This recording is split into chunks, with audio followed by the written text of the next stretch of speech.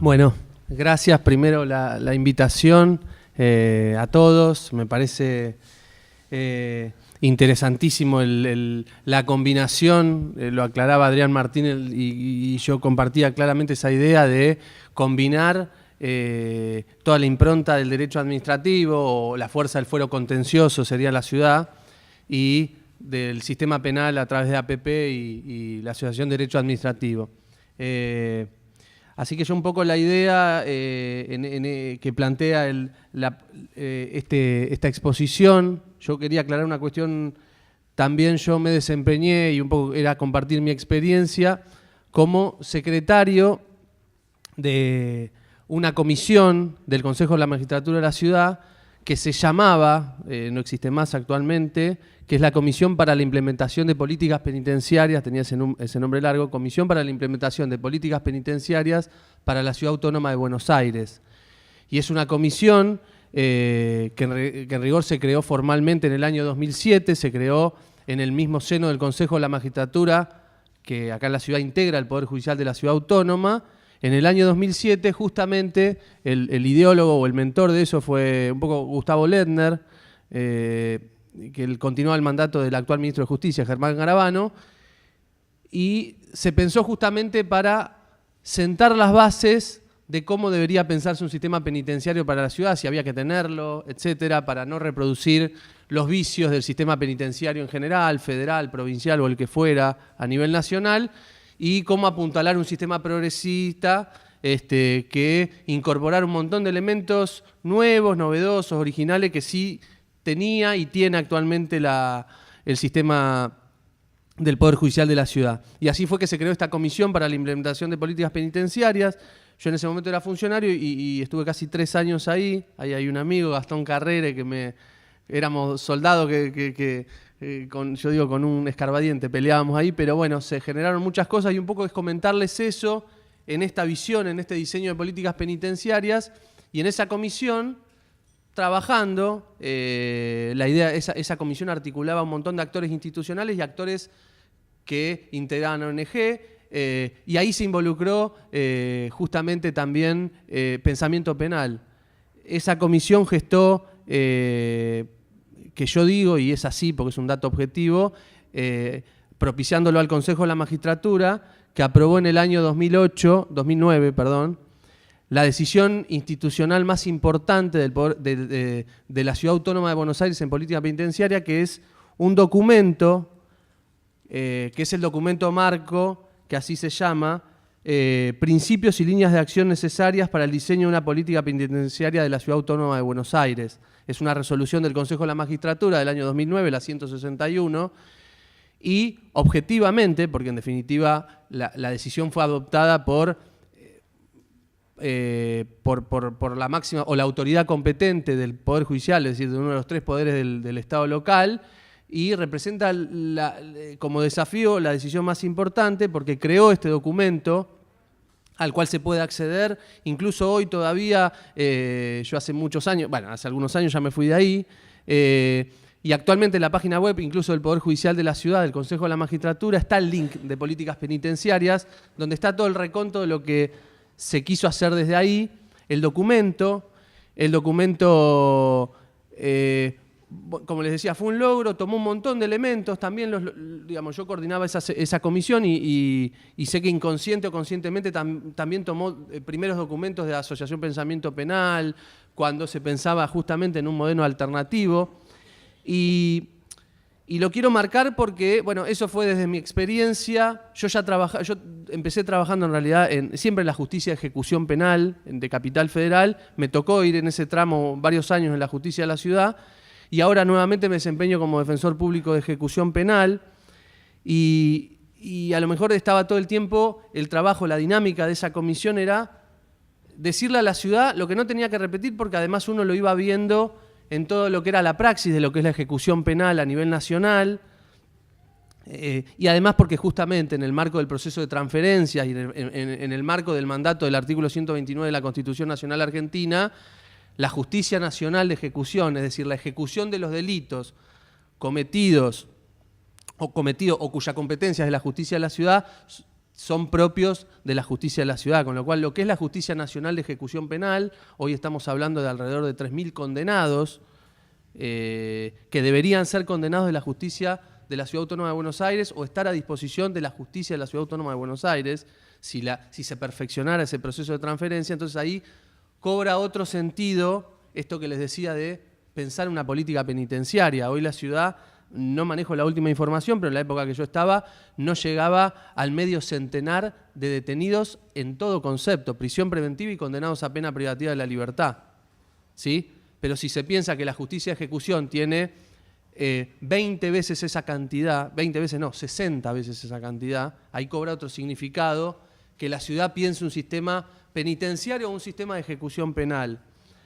Pero el documento marco un poco giró sobre esa idea, sobre la idea de que además era un problema que nunca se quiso ver, la transferencia del sistema penitenciario, pero en rigor lo que ocurre hoy en la Justicia Nacional de Ejecución es, estamos hablando de una población que casi en su totalidad, si bien está alojada en las 32 cárceles del Servicio Penitenciario Federal en toda la Argentina, su radicación, su familia es en la Ciudad Autónoma o alrededor, o en la provincia de Buenos Aires. Es decir, es un problema de la ciudad. Es un problema que además la ciudad le da prestaciones en salud pública, en educación pública. Es un problema de seguridad de la ciudad. Lo vean o no lo vean, se perfeccione o no en este año o en el que viene o en cuando sea, o lo vean mis hijos o mis nietos, el proceso de autonomía es un problema de seguridad desde una concepción amplia que ya tiene la ciudad autónoma. Y como en rigor el desafío es hablar de autonomía e igualdad, desde el punto de vista de la autonomía, pensar en una política penitenciaria es esto, ¿no? El documento marco yo lo pongo como, no un hito, tampoco vamos a exagerar en cuanto a la dimensión que tiene, pero sí es interesante en cuanto al formato que tiene como una decisión institucional, al máximo nivel. De hecho, cuando el Consejo con la Magistratura adopta esa resolución, establece como segunda línea de acción, porque esa fue también la propuesta, le hace saber al Poder Ejecutivo y a la Legislatura de la Ciudad Autónoma la necesidad de trabajar proactiva y articuladamente para que en realidad este documento marco, que acá lo tengo, en realidad este es el formato, es el documento marco,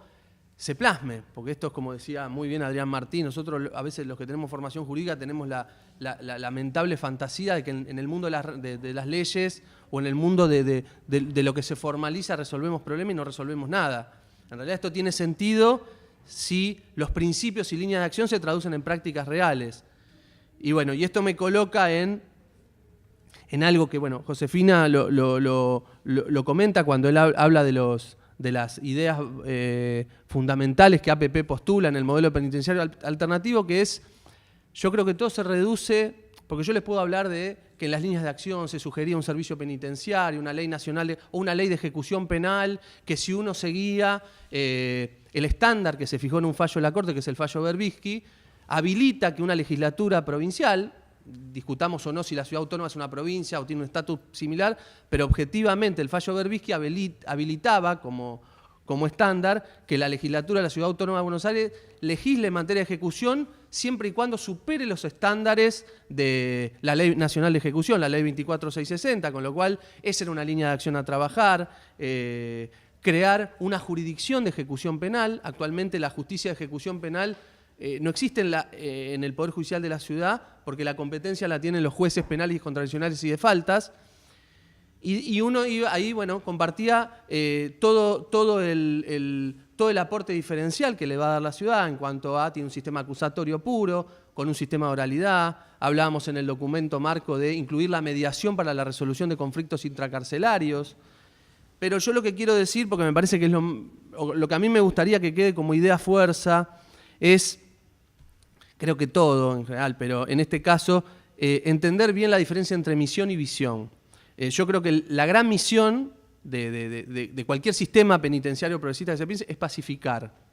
Yo siempre históricamente uno pensaba reinserción, etcétera, obviamente que ese es el postulado de la Constitución Nacional, y si lo combina con el artículo 18, bueno, es reinserción, las cárceles tienen que ser seguras, hay un principio de humanidad, pero yo creo que cuando uno habla de pacificar, no solo le está dando contenido a todos esos mandatos constitucionales y al preámbulo de la Constitución, que es pacificar, es consolidar la paz interior, ni más ni menos, sino además que creo que es un desafío de todos estos también marcos teóricos, es tener un discurso inclusivo. Nosotros creo que tenemos en general un discurso que es expulsivo. Cuando hablamos de reinserción, es como que es como endogámico. La cuestión no le estamos hablando a la sociedad. A la sociedad, si le hablar, digo, hasta estratégicamente, cuando a la sociedad le hablamos de reinserción, le estamos hablando de abolicionismo, es decir, de conceptos que generan tensiones innecesarias, que en realidad cuando uno habla de pacificar la cárcel, en ese sentido la misión no puede ser discutida por nadie, porque en rigor la cárcel es un espacio que tiene que ser pacificado, y cuando hablamos de pacificar, esa misión, lo que quiero aclarar es que la diferencia entre misión y visión es que la misión no se negocia, la misión es inflexible. Si yo defino una misión, yo no puedo negociar el cambio de misión. Si yo defino que la misión es pacificar la cárcel, lo que incluye reinserción, inclusión, seguridad en las cárceles, eso no lo negocio. Lo que hay que negociar es la visión, que ese es el gran problema que ha habido en el diseño de políticas penitenciarias, cuando empieza a hablar de políticas penitenciarias y ciñe toda una cuestión de si militarizar o desmilitarizar el servicio. Obviamente que uno es más de la idea de, cuando contaba Josefina la experiencia de Punta de Rieles o Neuquén, pero sobre todo Punta de Rieles, cuando uno dice civiles, civiliza, incluye a la sociedad, claramente que esa es la línea a seguir. Pero no establece que el problema es militarizado o no, porque si uno establece que ese es el problema del servicio penitenciario o en general de la administración penitenciaria, siempre va a ser primero que va a ser, estratégicamente va a ser para mí absolutamente inocuo, porque va a ser rechazado por la sociedad. Es decir, hoy no puede haber ninguna duda que hay determinados delitos, y esto lo digo como defensor público, que tienen que tener un esquema de seguridad. Porque cuando uno piensa en estos esquemas de Punta de Rieles, etcétera, que yo creo que es una línea de acción a trabajar, también habría que pensar cómo se gestaron estos proyectos, ¿sí? Desde cómo se logra esta voluntad. Y ahí hay que pensar en otras variables que nos guste o no, tenemos que hacernos cargo. Si yo creo que esto se resuelve en el marco de una discusión teórica, jurídica o de un parlamento, no entiendo las verdaderas razones políticas, con presión mediática, etcétera, que hacen que la sociedad tiene un reclamo, me guste o no. O me hago cargo de ese reclamo, o miro para otro lado y sigo con un discurso circular, teórico, muy lindo, muy compacto acá adentro, y después no impactamos a nadie afuera y esto no va a cambiar nunca. Es decir, ¿cómo hacemos para que Punta de Rieles llegue a la República Argentina? O que la experiencia de Neuquén, que para mí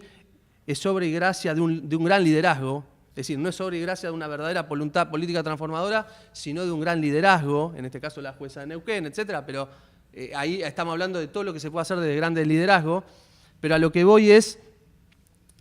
que la misión tiene que ser pacificar y la visión es lo que podemos discutir. Nosotros en el documento marco tirábamos ideas, como hay un montón de gente, incluso tomábamos, si uno lee, todo tiene que ver cuál es mi paradigma, porque en rigor nosotros decíamos que el documento marco además estaba absolutamente teñido por lo que fueron el conjunto de buenas prácticas que dictó la Comisión Interamericana de Derechos Humanos en el año 2008, que si uno las lee, igual que las nuevas reglas, las reglas Mandela,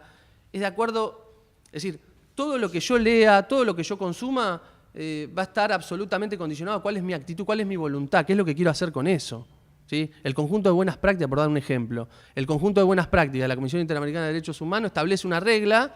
por más que no sea una regla legal, tendría que tener ese contenido, emana del máximo tribunal americano, por ejemplo, y establece que en cuestiones de cupo no se puede alegar la ausencia de legislación para resolver un problema de cupo. Y el problema de cupo, de sobrepoblación, no tanto en el nivel federal, pero en algunas cárceles federales, pero lo tenemos. Entonces hoy no existe ningún tipo de impedimento legal para resolver un problema de cupo. Es más, hay un artículo del 59 de la ley 24660, nunca reglamentado, que también hace una referencia al cupo. Es decir, no hay un problema legal, es un problema de cómo nos paramos frente al sistema. Y en realidad lo que me pasa a mí hoy como defensor de ejecución es que yo estoy viendo ya el auto chocado, el tsunami ya, cuando uno ve cómo funciona el sistema de ejecución penal, ve justamente, primero que hay que entender también esto de no demoniza la administración penitenciaria, otro gran problema que tenemos nosotros tenemos que romper prejuicios también, porque hay gente que trabaja bien y mal, trabaja en la justicia, en la administración penitenciaria, donde fuera. Pero lo que vemos en la Justicia Nacional de Ejecución con 3.000 asistidos, en mi caso yo asumo la defensa de casi 500 asistidos privados de libertad y 1.500 que no lo están, y somos un equipo de 10 personas, pero ese es otro problema. Pero cuando uno ve esa realidad, y ve cómo la burocracia judicial funciona, dice, esto es lo que la ciudad no tiene que replicar. Si quiere pensar un modelo digno, mínimamente progresista, y bueno, ahí hay que meterle todo lo bueno que tiene la ciudad, oralidad, fundamental. En el Sistema Nacional de Ejecución, la oralidad es casi una perla inexistente. La oralidad, la inmediación, la mediación como instrumento componedor de conflictos. Ese tema no está estudiado, pero irónicamente yo siempre digo que en la mayor hipótesis de un conflicto carcelario, que es un motín, el sistema institucional adopta mecanismos de mediación. Qué ironía, ¿no? O sea, media en la peor hipótesis, en vez de utilizar la mediación como un instrumento de resolución permanente de conflictos con mesa de diálogo, como ocurrió en Mendoza, etc. Pero lo que quiero que quede como idea fuerza, porque en realidad, más allá del documento y de lo que se pudo hacer, yo creo que en este sentido se sembró algo de generar una articulación que hoy a lo mejor se perdió, que más allá de lo que tenemos que tener claro cuál es la misión. La visión es lo que podemos discutir si sí o si no, incluso dentro de lo que para mí es visión, es pensar de quién debería depender un servicio penitenciario, porque el servicio penitenciario, la administración penitenciaria no debería depender orgánicamente del propio Poder Judicial de la Nación, en este caso de la ciudad. Justamente, si el artículo 18 de la Constitución pone como en la posición de garante absolutamente inexcusable al juez en relación a lo que sucede en la cárcel, ¿por qué el Poder Judicial no se hace cargo del problema, no el problema que genera, pero las personas están detenidas en la República Argentina por orden de jueces? Y hoy el dato de la realidad que se informa es que ante la presión, está pasando hoy con los procesos de flagrancia, con un montón de cosas, pero ante la presión social, ante los mensajes o los metamensajes que se le dan a los jueces con acusaciones o pedidos de juicio político, se genera jurisprudencia regresiva, aumenta la prisionización y parece que el Poder Judicial no tuviera nada que ver con ese aumento. No tiene nada que ver con la sobrepoblación, no tiene nada que ver con construir soluciones adecuadas en las cárceles. Entonces yo creo que parte de esta visión, esto de ser flexible, es pensar, y también así se podría pensar, pese a que uno tiene una idea muy instalada de qué es el Poder Ejecutivo nacional o local del cual deben depender las cárceles. Sí, se puede pensar una cuestión articulada, pero hay que ver si el Poder Judicial en ese sentido no es puede ser más impermeable a la presión justamente que hace que hoy es todo un trabajo de coyuntura. Eso es un poco lo que le quería decir. De hecho, yo siempre, desde Política Penitenciaria nosotros decíamos, a ver, hoy los detenidos del sistema del Poder Judicial de la Ciudad están alojados en dependencias federales por una ley de hace un par de años, la ley 1915, que aprueba un convenio en virtud del cual, ya cerramos, están los detenidos en cárceles federales. Obviamente que uno piensa en un servicio penitenciario de la ciudad, pero también me asusta pensar en más cárceles, porque es reproducir más de lo que ya está. No tengo la fantasía de pensar que porque pasa la ciudad y lo hacemos de la ciudad va a ser progresista. Lo que hay que cambiar son las prácticas, y para eso tenemos que cambiar el chip. Y creo que en cambiar ese chip, el desafío está en eso, en tomar cosas buenas que existen de la administración penitenciaria, no son todo, no sos malo porque trabajás en una fuerza de seguridad o no, es el sistema el que genera las peores prácticas y saca lo peor de las personas también. También hay que pensarlo así. Yo me acuerdo que un profesor de la facultad, a quien admiro, obviamente, Alberto Binder, siempre nos explicaba eso, no hay que llegar a la conclusión de que el gran cambio viene por grandes y buenas personas, pero en el fondo son grandes liderazgos los que cambian las situaciones. Hay que generar sistemas virtuosos, pero el que toma la iniciativa es un gran liderazgo. Punta de Rieles también, porque tiene un director muy proactivo, y el caso de Neuquén lo mismo. ¿Qué impediría que los jueces nacionales de ejecución tengan esa visión terapéutica? No, restaurativa, porque hay toda una visión de justicia restaurativa. En la etapa de ejecución tiene que haber toda esa impronta. ¿Qué impediría? Ninguna. Desde las defensas hacemos lo que podemos, pero estos trabajos son trabajos de consenso. Pero en definitiva lo que quería compartir es eso, que en la ciudad hay algo que se armó, que está todo por hacerse, que no hay que confundir misión con visión, que la misión es pacificar, que si uno pone esa misión y es claro en esa misión, es inclusivo en el discurso y es inclusivo con la gente, o con todos, que somos nosotros la gente, son mis amigos, son mis tíos que cuestionan lo que yo hago. También hay que salir me parece, a veces de ese discurso o el relato muy endogámico que lo uno que hace es expulsa a la gente que quiere cambiar las cosas. Y de hecho APP creo que esa es la tendencia, por eso es víctima por la paz, es pacificar. Así que lo que quiero dejar eso como conclusión, que la misión es lo que no hay que negociar, la misión es pacificar la cárcel y la visión hay un montón de herramientas para lograrlo y bueno, espero haber dejado algo. Gracias.